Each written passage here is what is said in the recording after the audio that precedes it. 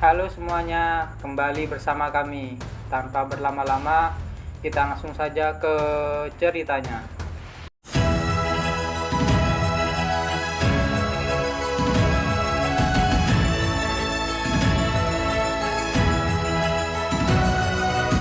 Di episode kemarin, kita sudah mengetahui kalau Beowulf sedang dikejar-kejar oleh sekte King Cheng. Setelah itu, Beowulf bertemu sama Li Min. Jadi, kita langsung saja melanjutkan pembahasannya. Setelah Li Min bertemu dengan Beowulf, tiba-tiba Li Min jatuh di depan Beowulf. Beowulf terkejut melihat Li Min tiba-tiba jatuh. Beowulf berkata, "Kamu terluka parah. Dalam situasi ini, di mana yang lainnya? Kebanyakan dari mereka sudah mati," ucap Li Min. "Terus Yeowol dan Cheonwoo?" tanya Beowulf. "Aku tidak tahu apa yang terjadi pada mereka. Kami semua berpencar. Mereka berjuang sampai akhir untuk menyelamatkan sebanyak mungkin anak-anak," kata Li Min. Beowulf berkata, "Kamu akan segera mati."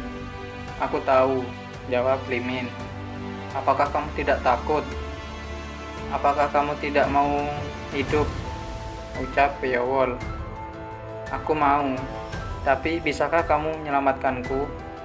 kata Li Min. Beowulf pun menjawab, "Tidak. Maka dari itu aku menyerah. Aku sudah tahu keadaan tubuhku. Tapi aku lega, aku tidak harus mati sendirian," ucap Li Min. Li Min berkata, "Maukah kamu tetap bersamaku sampai nafas terakhir?" "Ya, aku akan tetap bersamamu sampai nafas yang terakhir," jawab Beowulf.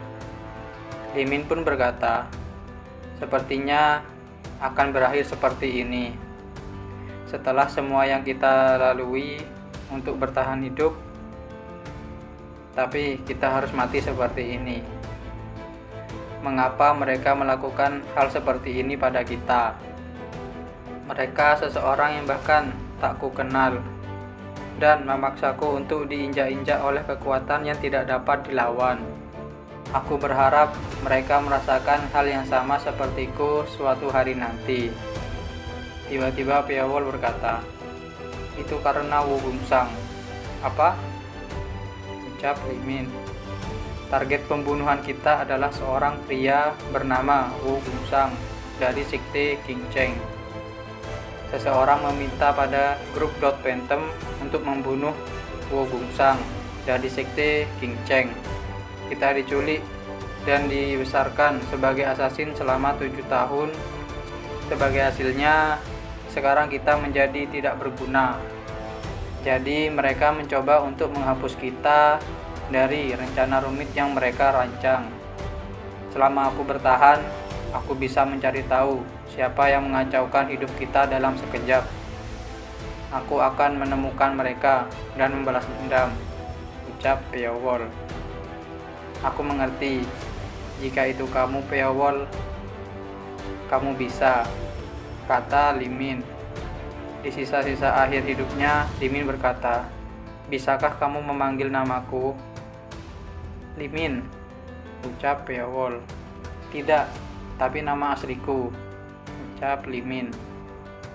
"Li Solmin," kata Beowulf. Li Min berujar, "Terima kasih, aku ingin sekali mendengarnya dari dirimu." Setelah mengucapkan kata-kata terakhir, Li Min pun sudah tiada. Beowulf pun mengeluarkan hawa pembunuh yang mencekam. Beowulf berkata, "Aku tidak tahu siapa yang merencanakan ini, tapi aku akan menghapus mereka dari muka bumi ini. Jadi, lihatlah apa yang akan aku lakukan." Di tempat yang lain, di dalam rumah, ada Gu Juyang dan orang bertopeng. Orang bertopeng berkata, "Mereka memasang jaring yang tak terhindarkan. Tidak mungkin bagi mereka untuk bertahan hidup. Sekarang itu benar-benar terjadi. Kita harus membuangnya setelah semua waktu yang kita habiskan untuk membesarkan mereka. Aku tahu mereka adalah pion untuk dibuang. Aku tidak pernah menduga untuk membuangnya bahkan sebelum kita menggunakannya, ucap Gu Juyang. Bukankah tempat ini juga dalam bahaya? Aku tidak tahu mengapa mereka memilih untuk menghancurkan bukti. Bukankah itu akan jauh lebih efektif bagi mereka untuk menghancurkan kita untuk sepenuhnya, mencegah rahasia mereka keluar, ucap orang bertopeng. Itu masuk akal, tetapi mereka tidak akan dapat menemukan tempat ini.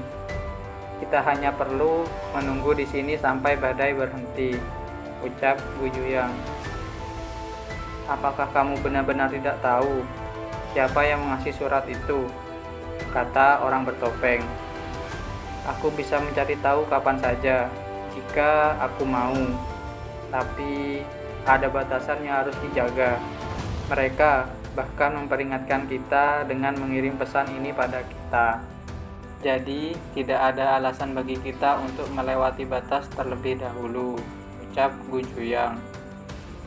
Dengan tiba-tiba orang bertopeng melihat ada sesuatu di surat tersebut. Dia berkata, "Dupa pelacak." Seseorang menaruh dupa pelacak pada surat itu. Dengan tiba-tiba ada seseorang yang masuk ke tempat tersebut. Bukan cuma satu orang, tapi lebih dari 10 orang yang masuk ke tempat tersebut. Seseorang berkata, "Singkirkan para asasin kotor ini, tanpa harus meninggalkan satu orang pun." Gu Juyang berkata, "Sepertinya kamu benar.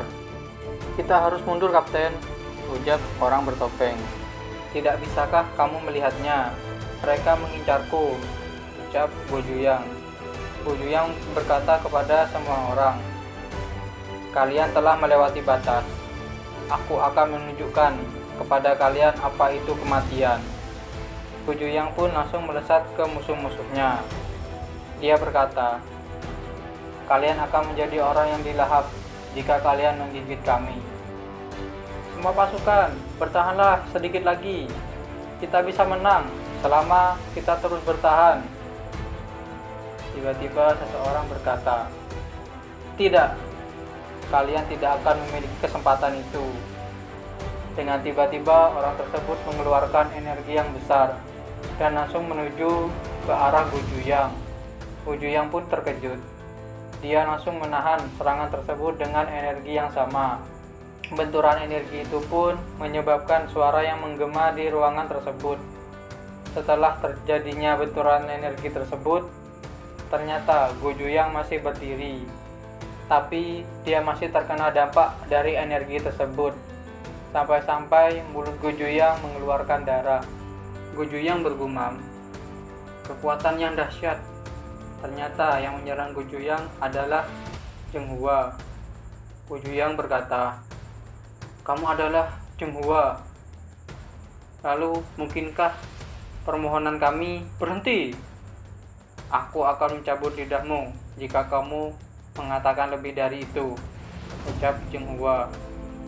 Gu Juyang bergumam, "Untuk berpikir permohonan surat itu adalah sekte Imei, aku harusnya tahu bahwa mereka terkait dengan masalah ini sejak awal. Aku menyesali bahwa aku tidak menyelidiki siapa pemohon pembunuhan tersebut dengan dalih memikirkan untuk tidak melewati batas. Pilihanku salah, telah membawa bencana." Gu Juyang berkata, "Tapi aku Gu Juyang tidak akan mati sendirian." Beraninya seorang asasin berkata seperti itu, ucap Zheng Hua. Setelah itu Gu Juyang dan Zheng Hua bertarung habis-habisan. Energi keduanya pun saling berbenturan sampai ruangan tersebut berantakan. Sampai di sini dulu pembahasannya. Untuk salah-salah kata saya berminta maaf dan terima kasih sudah menonton video kami. Jangan lupa subscribe dan like, dan untuk komen-komen